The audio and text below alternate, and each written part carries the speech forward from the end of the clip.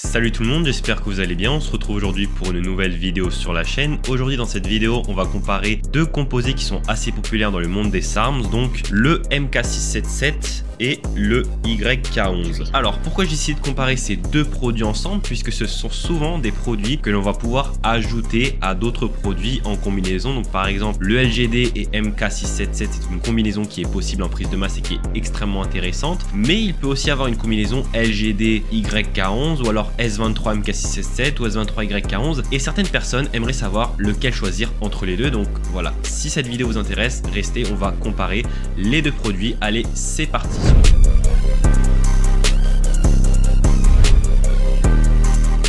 Alors tout d'abord, avant de commencer de comparer les deux produits, on va devoir définir qu'est-ce qu'ils sont réellement. Donc le MK677, je pense que vous le savez déjà si vous suivez ma chaîne, c'est un sécrétagogue de l'hormone de croissance. Donc ce n'est pas vraiment un SARM, c'est en fait un produit qui va permettre à votre corps de produire plus d'hormones de croissance et d'IGF-1 et donc avoir plein de bénéfices sur la prise de masse musculaire, la récupération, le sommeil, etc. Donc c'est un produit extrêmement intéressant pour augmenter les niveaux de GH et d'IGF-1. Ce n'est pas un produit qui va être suppressif au niveau de votre production naturelle de GH, puisqu'en fait il va se faire stimuler à votre corps la production de GH par lui-même. Le YK11, lui, c'est différent, c'est un SARM stéroïdien, donc c'est un SARM qui a une structure chimique qui est très proche de celle des stéroïdes, donc principalement de la DHT. Donc il a deux mécanismes d'action, c'est à la fois un SARM, donc un modulateur sélectif des récepteurs aux androgènes, mais c'est également un inhibiteur de la myostatine, donc la myostatine qui est un facteur de croissance, et en inhibant la myostatine, il va permettre à votre corps de prendre plus de masse musculaire qu'il n'est capable naturellement. Donc la myostatine, ça va en fait empêcher votre corps de prendre plus de masse musculaire qu'il pourrait. Donc voilà pour la présentation des deux produits. Maintenant,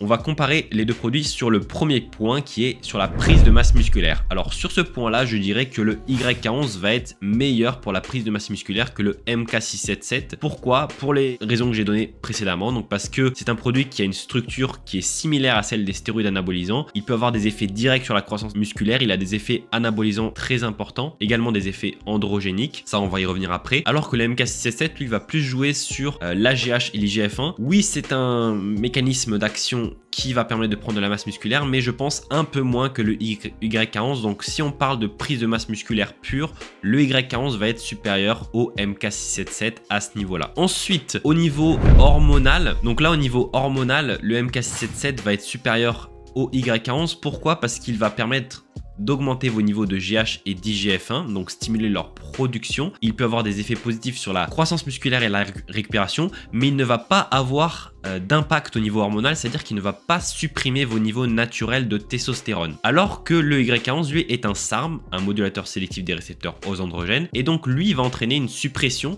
plus ou moins importante de vos niveaux de testostérone. Donc lui va nécessiter un PCT ou une base de testostérone en cycle pour l'utiliser, alors que le MK677 lui peut être utilisé de manière seule, sans prendre de relance ni de base de testostérone. Donc là au niveau hormonal, le MK677 a clairement un avantage par rapport au YK11. Ensuite au niveau des effets secondaires, alors là au niveau des effets secondaires, je dirais que le MK677 va être également supérieur au YK11, il a moins d'effets secondaires que le YK11, même si le MK677 peut s'accompagner d'effets secondaires comme la léthargie, l'augmentation de la glycémie, l'augmentation de l'appétit également. Le MK677 est généralement beaucoup mieux toléré que le YK11. Pourquoi? Le YK11 peut avoir des effets néfastes sur la perte de cheveux, il est assez androgénique, il peut avoir des effets néfastes sur l'agressivité et il peut avoir des effets de suppression de la testostérone naturelle. Et également l'effet secondaire le plus prononcé de YK11, c'est qu'il peut entraîner des douleurs articulaires et tendineuses, puisque les produits qui ont tendance à diminuer les niveaux de myostatine vont en fait entraîner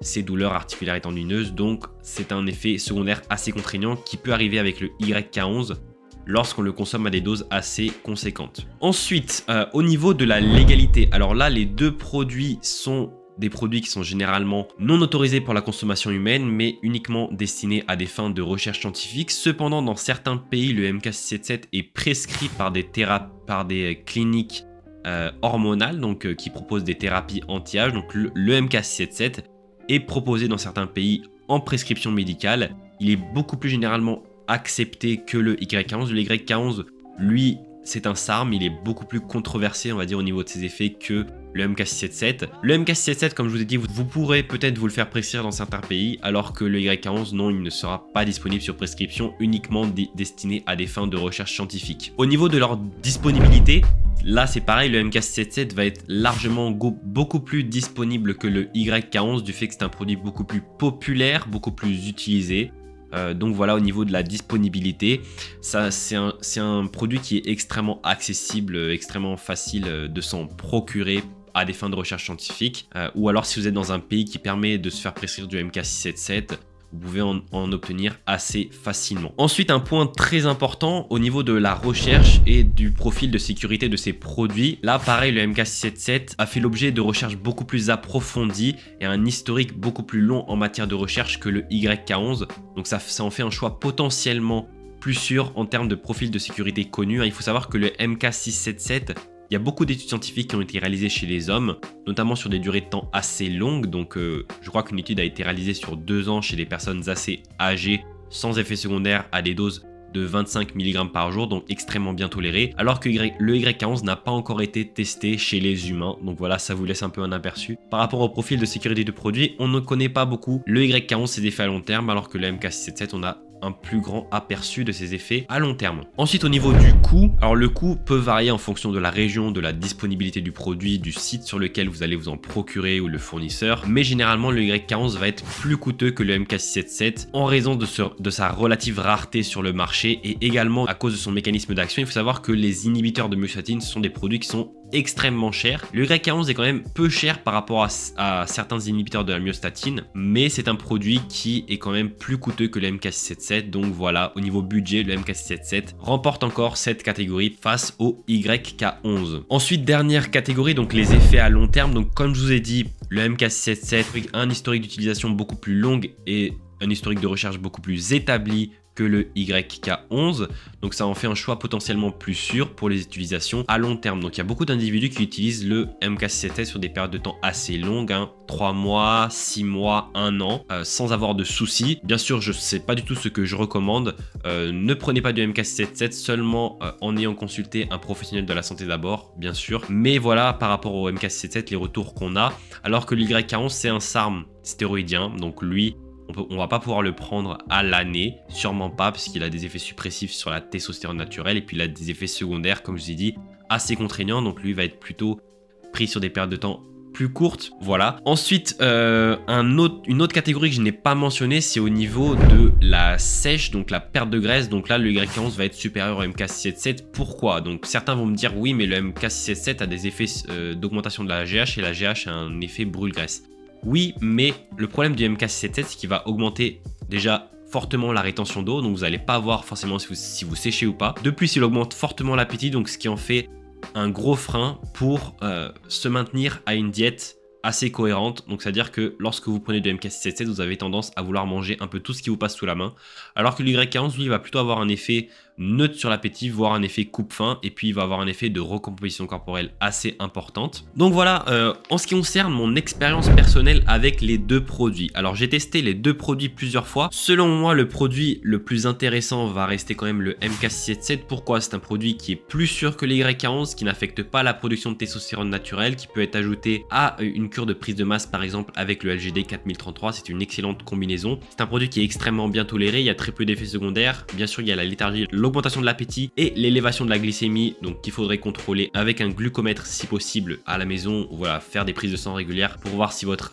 insuline ne s'élève pas trop sous MK677, donc votre glycémie. Le YK11 j'aime beaucoup. Généralement le YK11 j'aime beaucoup les premières semaines d'utilisation, puisqu'il va avoir un effet sur la recomposition corporelle, sur la congestion, il va donner un aspect plein et dense à votre physique. Mais j'ai remarqué que à partir de 5-6 semaines d'utilisation, c'est là où on commence à sentir les douleurs articulaires et tendineuses de plus en plus importantes, et donc au bout de 8 semaines d'utilisation, on en a un peu marre et on veut arrêter pour ces douleurs. Justement, c'est pas des douleurs qui vont être handicapantes ou invalidantes, hein, mais c'est juste des, vous savez, c'est ces douleurs que vous avez un peu de manière continue, des douleurs chroniques. Avec le YK11, elles vont être exacerbées, alors qu'avec le MK677, lui, il va plutôt avoir tendance à avoir des effets positifs sur les douleurs articulaires et tendineuses. Donc voilà, moi, si je devais choisir entre les deux produits, pour une prise de masse, je prendrais le MK677. Après, si j'ai le budget, je prendrais LGD, MK677 et YK11. Pour une sèche ou pour une recomposition corporelle, je partirais plutôt sur du YK11 avec du S23 par exemple. Et si jamais je voudrais ajouter du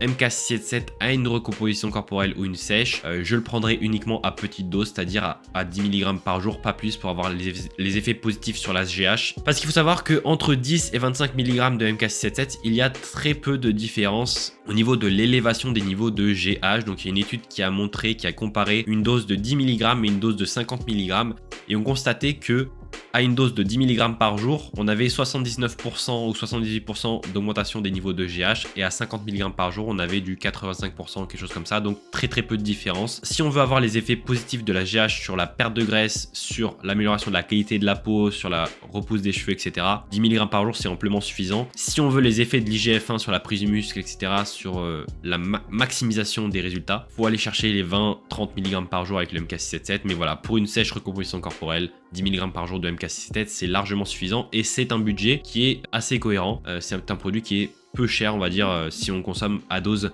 minimale. Donc voilà pour ma vidéo de comparaison entre le Y11 et le MK677. N'hésitez pas à me dire en commentaire ce que vous pensez des deux produits, quelles sont vos expériences avec ces deux produits et quel produit vous préférez entre les deux. Si vous avez aimé la vidéo, n'hésitez pas à liker la vidéo, à laisser un commentaire, ça aide toujours pour l'algorithme YouTube, à vous abonner à la chaîne et à activer la cloche des notifications pour manquer aucune des prochaines vidéos. Si vous avez n'importe quel type de questions, n'hésitez pas à me contacter directement sur mon Instagram qui va s'afficher à l'écran, donc c'est Pierre-Gourdon, je réponds à n'importe quel type de questions sans problème.